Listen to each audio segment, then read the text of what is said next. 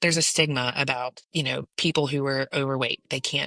That they're not good runners, or they're not good at this and they're not good at that. I want to prove that I can actually do it. Welcome back and happy Tuesday, turkeys. How long have we known each other? We've known each other for 2 decades. I am not apologizing for who I am or what I like or the people that I love. How do I be a wife? How do I be a mom? And how do I be myself in all of that? You didn't see that coming, did you? Welcome back. This is Kailey. I'm flying solo again. Please don't be alarmed. Kayla hasn't gone anywhere. She's not planning on going anywhere. We just wanted to mix things up a little bit. If you tuned in last week, you would have heard from Krista and part 1 of her journey running, which was really cool. And it was so fun to sit down and talk to her. So because it was so fun, it went a little long and we figured, why not? Let's break it up in 2. So here is part 2 of Krista's running journey and the goal that she set for herself. So stay tuned, join in, and thank you guys again for listening. Okay, because I'm really big about, maybe it's because I'm a Scorpio, but I'm really big about intense, I intensely enjoy doing things. And I love challenges and things like that. I also feel like there's a lot of value to doing something physically hard because it recalibrates your brain to make other things seem less strenuous or less difficult. Have you noticed that at all? And the confidence boost in seeing improvements in your stamina and as you work toward a goal, has it helped you deal with some of our current work strife, just having an outlet, a physical outlet? Yeah, I've really seen that. Like, it's been a big motivator, especially, I have my Garmin app, so I'm able to see like all of my stats and I'm like, oh yeah, that's updating. And let me tell you, there's one thing on the Garmin app. It tells you based on like your activity, what your physical age is. So humbling, so humbling. So I'm like, I don't want to be that age. I want to be actually my age or younger. I want to fix that. But yeah, I mean, a lot of it is proving to myself that I can do it too. Because, there's there's a stigma about, people who are overweight. That they're not good runners, or they're not good at this and they're not good at that. I want to prove that I can actually do it. Not to mention like the health aspects. Like, I want to live for a long time and be physically able to keep up with my kids. And, I want to be that parent that struggles. You know what I mean? So that's like a big motivator. But I mean, I think breaking the stigma is a huge thing for me. That makes sense. I have vivid memories every time I go to a race of, I don't know what this says about me, but I'll be wheezing in the back and there will be a lot of people who I would mentally not assume were going to run fast, smoke me every time. And I've said this to Jason so many times. I'm like, not only does this person, they're in better shape than me because they're passing me, they're also carrying more weight on their body, which means it's even harder that they're passing me. And then I would be like, what the fuck am I doing? What's my excuse? Well, I mean, it's just, there's all different bodies. I mean, you look at, probably because I'm on TikTok and I'm seeing all of that, like there's just so many body types that are doing this and proving you don't have to be like that to run. You know what I mean? Like you can do it. And not to mention, like as you're doing it, you're getting healthy yourself, because that's something I've been working on too. So, it all just works. It works together. But yeah, no, I see that. It could probably be humbling for you. You're like running and then somebody. It's so funny. Yeah. I'll just be like, okay. I mean, and Jason and I are both this way, probably because he worked in an ICU for forever. So he's seen what chronic obesity in America does to people later in life. But he and I both are just always that person where it's the most decrepit or the most chubbiest or the most least likely looking of exercising. I think we both get the most excited about seeing them, which I hope that doesn't sound like pandering, but it's like, man, good for you for getting out there. I don't think and maybe it's people who exercise who get it. I hope that people who do exercise see somebody starting an exercise journey and are the most supportive of them, because you should know that it's hard and difficult and that it's not fun, and it's typically I would say it's easier to do a run and feel shitty in that moment, but to feel better across the day than it is to just feel shitty all day. But if you've not done that and engaged in it, you don't know the difference and you don't know how bad you feel until you been given an alternative. But dude, I hope that the people who are judgmental are not the people who are being active, because at the end of the day, I think it's inspiring to see anybody. I love seeing young kids out starting a healthy habit. I fucking love seeing old people out, just being active and getting after it. It feels inspiring to see other people do things. And it's one of the positives, I think, of TikTok and social media and some of those spaces where people can kind of get together and remind each other that it can be accessible. And like you said, the byproduct of working out or in this case of running is that you probably are going to lose weight and you probably are going to be healthier overall, which will, ultimately for some people, it's going to be easier on your joints and probably make it easier to keep running. But the idea of you have to look like a runner before you can start running. That was one of the major hangups. Stopping people. Well, and that was one of my major hangups when I first started, because I was like, oh my God, I had this fear of just being judged, and I've had to get past it and say, F it. If that's the mentality they want to have, that's on them. That's not on me. Mm-hmm. They can think about that at night. We're in summer. We're getting close to summer. It feels like it some days, but it's Florida. It gets hot, especially when you're out there and you're running. And like, I'm almost at the point where I'm like, I'm just going to run in a sports bra and shorts because everybody else does. Why not? I don't care. Like, I need to be comfortable too, so that's, I never would have thought that ever in my lifetime, Yeah. So, but that was, like I said, one of the hugest barriers for me is worrying that I was going to get judged. But you know what? Whenever I have been out and I have seen other people when I'm running, they have been the most encouraging people ever. Yeah. Like, you got this. You're doing a great job. Like whenever I was out on the trail this past weekend, there were people on bikes and people of all ages. And like everybody, we wouldn't like stand and have conversations, obviously, but we'd wave to each other or say, you're doing great, blah, blah, blah. So that was something I wasn't prepared for. And I'm so appreciative of, because that's helped a lot. Yeah. I didn't ever really understand the running community until I got with Jason because he was so involved. And he didn't do a ton of organized stuff. But even now, a lot of times if there's a run, we go out and just kind of cheer and stand by and whatever. But I love that. I think the people probably who are turds, like I said, people who are going to be turds online are probably people who aren't leaving the basement. People who are jealous that you're doing something for yourself. Or I would still argue the skinny bitches that would be judgy are not themselves working out.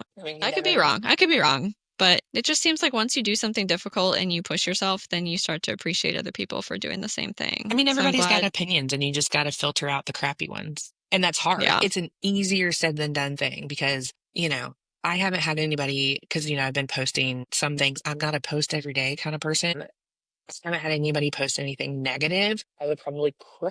I would cry if somebody did. But I mean, there's people out there. I mean, you see it all the time. It's, I think TikTok tends to filter. Well, yeah. I think TikTok filters out a little bit more, and there tends to be a little bit more love and light and happiness and support. It almost seems like TikTok, I don't know for sure. It feels more like their algorithm pushes stuff that you would want to see. I sort of get the sense that YouTube and Instagram push stuff that will piss you off and get you to comment out of outrage. I don't know if that's true, but the most insane things have 1000% come from YouTube comments. And I don't know, this might be a personality. I'm sure it is. I'm sure this is my demon personality. I enjoy, or I've gotten to the point where I enjoy not meeting expectations. Oh, okay. I thought you were going to say reading the haters. But proving people wrong.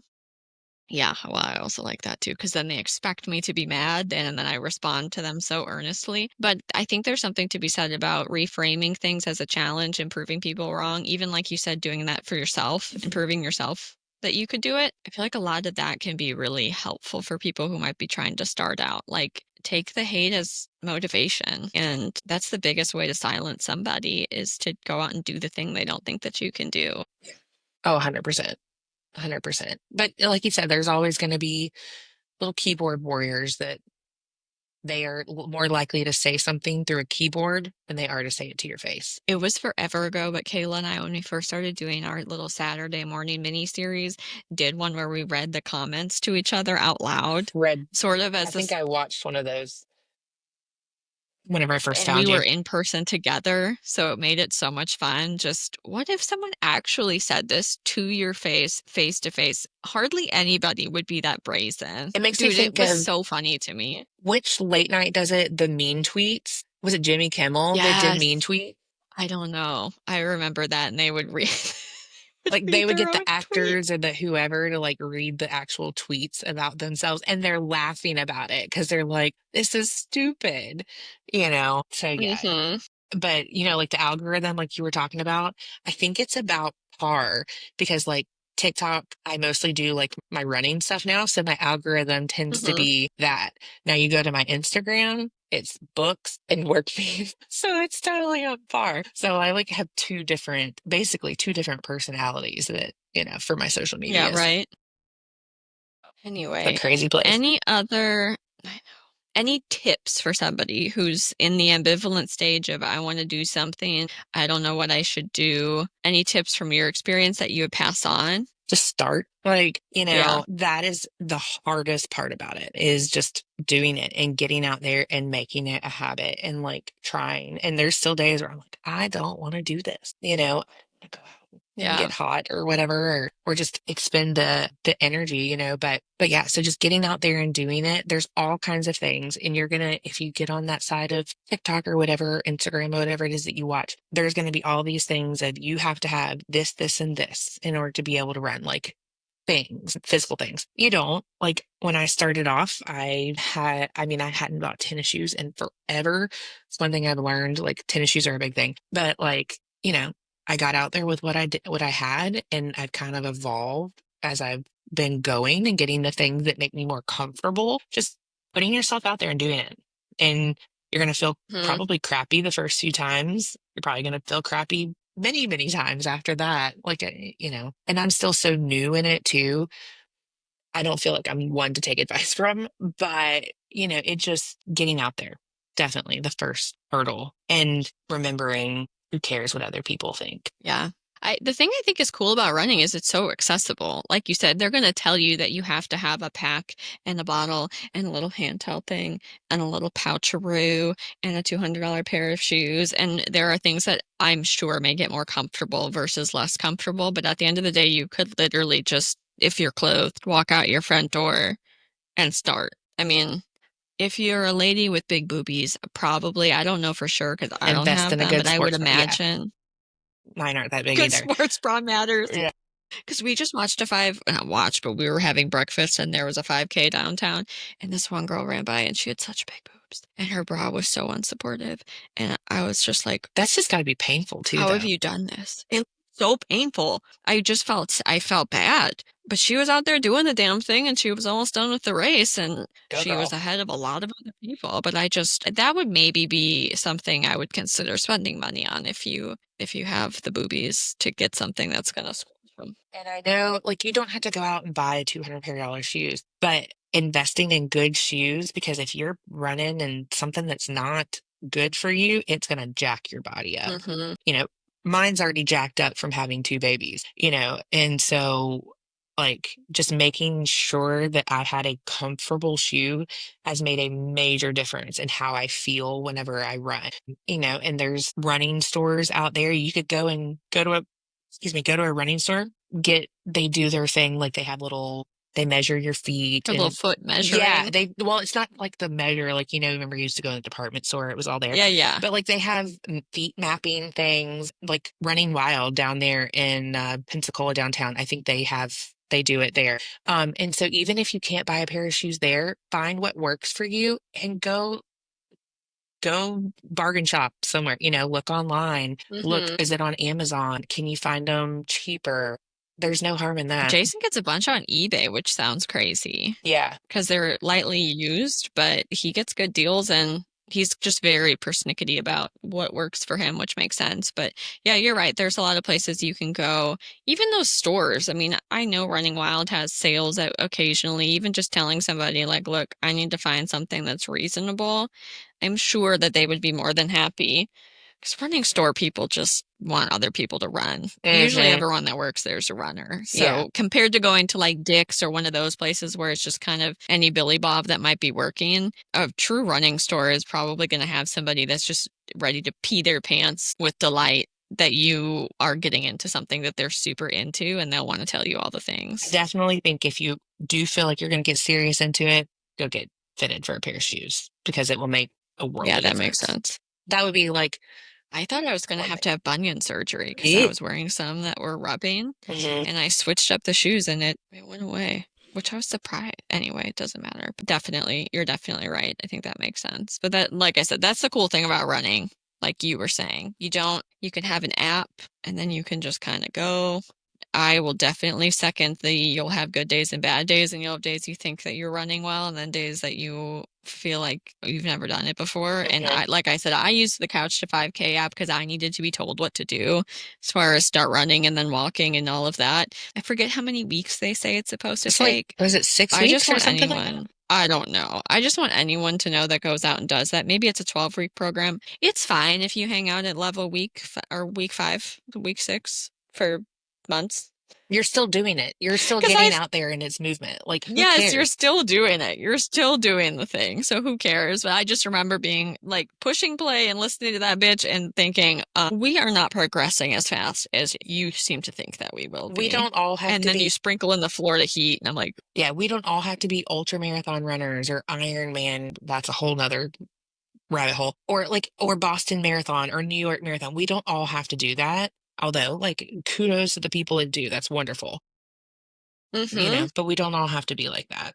There's not one hole that you have to fit into. Yeah, for sure. I mean, I don't even time myself. So you're already more of a runner than me in the competitive form. Training, you're more of a trainee. Well, like mostly because like the Disney one, you have Last to be. So Well, that makes sense. Last but not least, now that you've been doing this and you're into it and you're starting to feel the motivation and the positive effects of just getting out there and doing it, have other things changed? Do you find yourself being nicer to yourself mentally? Do you find yourself wanting to eat different or to be more intentional about sleep? Or I don't know, have any other things in your life sort of rearranged themselves around the goal of wanting to do this half marathon? yeah, so I've always tried to be conscious about drinking water, but like whenever you're running, you have to stay hydrated and you have to make sure that you're fueling your body with the right things before you go out. So I've tried to, become more conscious about that and like